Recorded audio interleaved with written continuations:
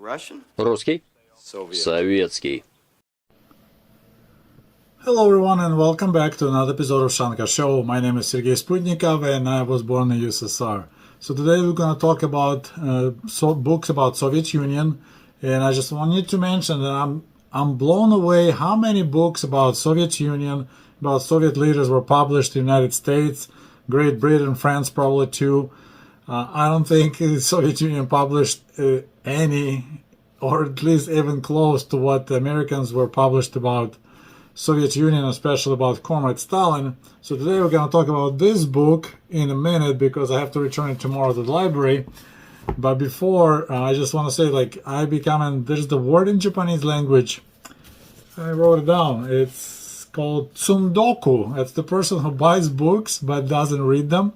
My list of books I need to read, books I purchased, probably approaching 50, if not more. It's just there's so many. Every time I stumble upon something, and a lot of times they're so cheap on eBay that I just keep on buying them. And then, of course, a lot of my subscribers, and I want to thank them, they send me more books. So there's like a giant backlog of stuff that I need to catch up with. Out of my recent purchases, there was like $5-7 each book, and that was 15% off if I will buy 3 of them. So this is the Stalin's Apologist, one I need to read, about Walter Duranty. Lost Spy, about American spy in Stalin's Soviet Union, Secret Service. And Stalin in Power, another huge book. And I said this was like, I paid under $20 with shipping for 3 books like that, so this is a lot of reading here. So anyway, but today we're going to talk about this super cool book. I got it, when I found about this book, I was so blown away with its title. Okay, we'll show you the title. Okay, this is the title, right? Stalin's Kampf. Then I was like, I have to buy this book. But then I discovered it's really expensive. The cheapest I could find was $50. A lot of them like over $200. I don't know why. It was published in 1940. So this is right before the Hitler attacked Soviet Union, attacked Stalin. This is still in the honeymoon between Hitler and Stalin. But Soviet Union already attacked Finland. Soviet Union already attacked jointly with Germany, Poland, and occupied half of it. They also kind of did ultimatum to Romania. Took a big territories in Moldova and Bukovina. And this book comes out. So the name was really blew my mind because I strongly subscribe to the theory described like in this book, Operation Thunderstorm. Or there's also a book by Suvorov. It's called Icebreaker. It's called that Comrade Stalin wasn't just sitting, waiting for Hitler to attack Soviet Union. He was actively prepared to attack Germany. He was waiting for the perfect time when Germany will try to land on the shores of Great Britain. Operation Sea Lion. Stalin believed, was duped by Hitler into believing that it's going to happen in the summer of 1941, like in around August. And Hitler basically beat Stalin literally by a couple of weeks. According to like this guy, researcher Bunin and Suvorov, they're thinking around July 6th, the Sunday, July 6, 1941, that's when the Red Army was supposed to attack German army. But, Hitler attacked first on June 22nd. So I honestly don't understand why Western historians just don't even want to listen about that. It's not true. It's hard to believe that Stalin was afraid of Hitler because Stalin had the largest army in the world at that time. In 1941, he had more tanks than the rest of the world combined. He had more military airplanes than the rest of the world combined. A Red Army was giant, a monster. And it was turned out to be, it was a monster on the clay legs, a straw monster. Wasn't doing really well in summer of 1941 and then in summer of 1942. So when I saw the name of this book, Stalin's Kampf, and it was published in 1940, I thought it may be okay, even in 1940 some people understood that it's quite Hitler's Mein Kampf and Stalin's Kampf. Like the Hitler and Stalin were like really similar, just had slight differences, right? Hitler was a national socialism, and comrade Stalin presented international socialism. And basically, in my view, the war between Nazi Germany and Soviet Union was the war between Auschwitz and Gulag. And Gulag won, right? So anyway, so I decided to search, and I stopped at my library, and they have this really cool program. Then they can search for all the libraries in Michigan, including like colleges, not just like public libraries. And they found this book in Hilldale, Michigan, Hilldale College, and I got it. I pay about $100 a year in property taxes towards my library, so I don't feel bad using their services. And yeah, they found this book. They got it shipped to my town. I picked it up, and I need to return it tomorrow. That's why I decided to make this video today. So this book, and I'm glad I didn't spend a lot of money buying it. It's basically, see, it says it's the book written by himself. So this is like a Reader's Digest condensed speeches of Comrade Stalin on the different topics. So M.R. Werner put it together, his speeches, his lectures from early 80s all the way into 1940, covering different topics, and it's, a lot of it is just, I won't say it's eye-opener, but I don't know if you guys, whoever, probably a lot of people who watch my channel interested in the history of the Soviet Union, there was two big different ways to look at development of socialism in the Soviet Union. One was Leon Trotsky and his theory of permanent revolution. So they're like, okay, we have a revolution happening in Russia, and now it should be like a wildfire spreading other countries, and in the end it'll be, first will be United States of Europe, and then will be United States of the world. Соединенные Штаты Европы. So that was Trotsky's theory. And Stalin's theory was that it's possible to build socialism just in one country. So Trotsky was claiming that you can't do it, it's gonna fail. And Stalin said, no, you can build socialism in one country, but then they stopped, because he said more, but the quote was stopped. But he actually said, so the victory of socialism in one country, even if that country is less developed capitalistically, is perfectly possible. But the final victory of socialism is possible only at an international scale. So once again, there's not much difference between Trotsky and Stalin. It's just Trotsky thought it was going to be like a wildfire, and Stalin like, no, we can do it step by step, like New Kids on the Block. We showed up on the block, and now we're going to step by step take Finland. Now we're going to take Poland as well, then Romania, then attack Germany. New Kids on the Block. So, yep, so I pretty much, that was kind of interesting to find that.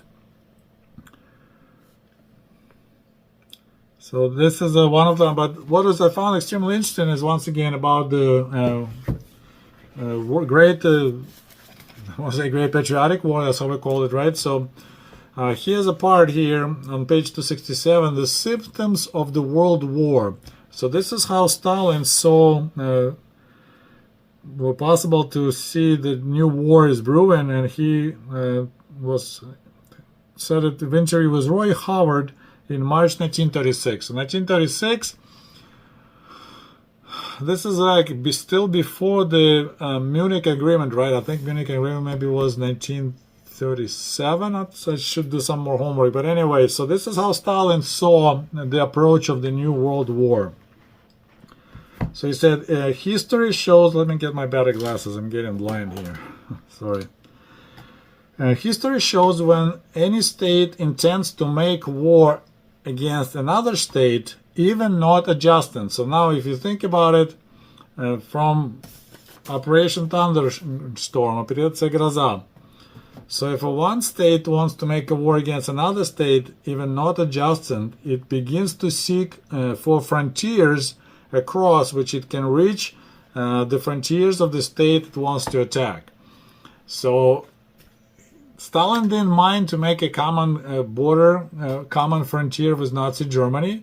So when Molotov-Ribbentrop Pact was signed, Stalin had no problem of moving its border right to the Germany, because before that Poland was between them, so there's no way Hitler would attack Stalin because it was Poland between.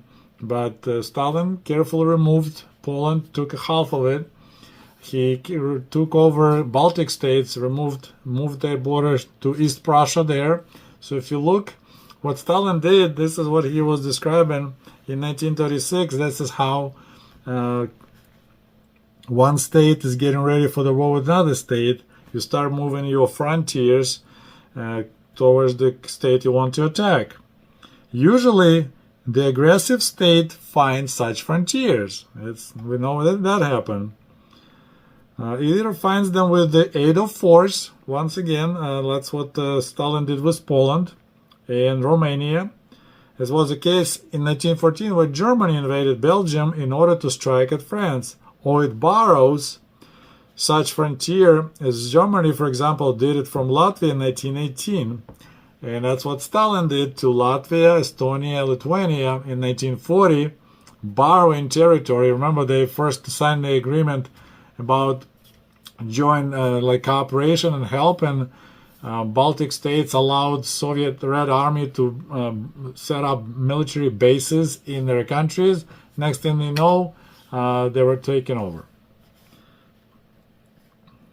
War may break out unexpectedly. So in 1936, Stalin knew that war may break unexpectedly, but for some reason on June 22nd, 1941, he was so caught by surprise that Germany attacked him. Wars are not declared nowadays, so they simply start. So once again, he knew everything in 1936, and then he forgot everything 5 years later. There is not a people in the world that wants war. As for enemies of peace, they are compelled to work secretly. I just want to remind you, Soviet archives about World War II and the period before World War II is still classified closed archives in Russia, modern-day Russia. Putin just a couple of years ago extended for another 25 years. So I think the new date when possibly they will be declassified is 2040. So 100 years since the war started, and Soviet Union still, modern-day Russia still keeps their archives closed. So they have something they want to hide. And I swear it's probably this is the Operation Thunderstorm. So pretty much this is kind of interesting that in this book he explains that yes.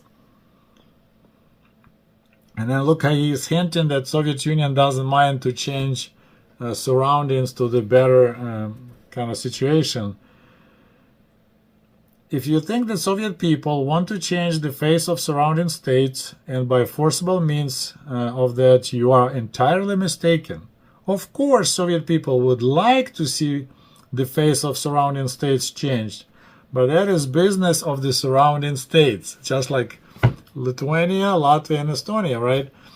They supposedly, Soviet Union made sure that the government changed, and then they voted, and oh, look, we all want to join Soviet Union. Similarly, after World War II, Poland became socialist. So pretty much anywhere where Red Army was present, all those states decided to become socialist. It just happens. It's nice to see how it happens to it didn't happen in France or the other countries, but it did happen in everywhere where the Red Army was, except Austria. But Austria was only partially occupied.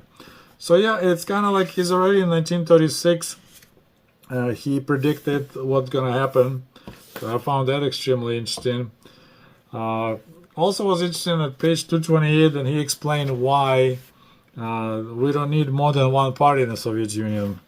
This is kind of cool. It's like we have this unique situation. Like we don't need more than one party. Let's see what it says.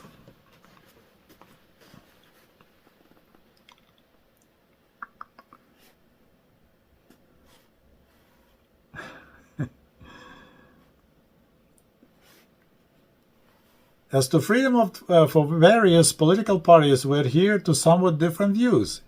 A party is a part of a class, its foremost part. Several parties and consequently freedom for parties can exist only in a society in which there are antagonistic classes whose interests are mutually hostile and irreconcilable, in which they are, say, capitalists and workers, landlords and peasants, kulaks and poor peasants, and so on. But in the USSR, there are no longer such classes as capitalists, landlords, kulaks, and so on. In the USSR, there are only two classes, workers and peasants, whose interests are not only mutually hostile, but on the contrary are friendly. Consequently, in the USSR, there is no ground for existence of several parties, and consequently for freedom for these parties. In the USSR, there is a ground only for one party, the Communist Party. In the USSR, only one party can exist, the Communist Party, which courageously defends the interests of workers and peasants to the very end. And that is, defends the interests of these classes, not all badly, is a matter about which there can be hardly any doubt. So yeah, we don't need more than one party in the Soviet Union because we don't have any classes and so on. So yeah, I'd say, quite interesting book, but mostly, as I said, it's a Reader's Digest. I'm not sure if they tried to make it kind of similar to flow as the Hitler's Mein Kampf, Stalin's Kampf, but it starts with he describes his own history, his early years, how I became revolutionary, my parents, how I met Stalin, Marxism, Natural Revolution. Then he has a bunch about situation inside Russia, about his 5-year plans, about collectivization, Stakhanov movement, liquidation of exploiting classes, then politics of communism, then how the world and the Soviet relates to each other, symptoms of the World War, how they deal with China, with Germany, with England, United States and the Soviet Union. So I said it's all like condensed, all his speeches, and just covering different topics. We stand for peace and for the support of little nations, about Trotsky. So yeah, I quite interested just to discover the fact that they decided to name this book Stalin's Kampf. Unfortunately, this book didn't come in a dust jacket, because dust jacket looks pretty interesting. So anyway, if you guys are interested to kind of look at it, it's just recommend is that you need to find just big giant volumes of Stalin speeches. This is one kind of like a condensed issue. I found extremely interesting. As I said, I truly enjoy this system in Michigan exchange programs that let me borrow this book and read it a little bit, show it to you. So anyway, thank you again for watching the Ushanka Show. We'll talk to you soon. До побачення. Goodbye. Enjoying the content? Support the author by picking up a copy of their book.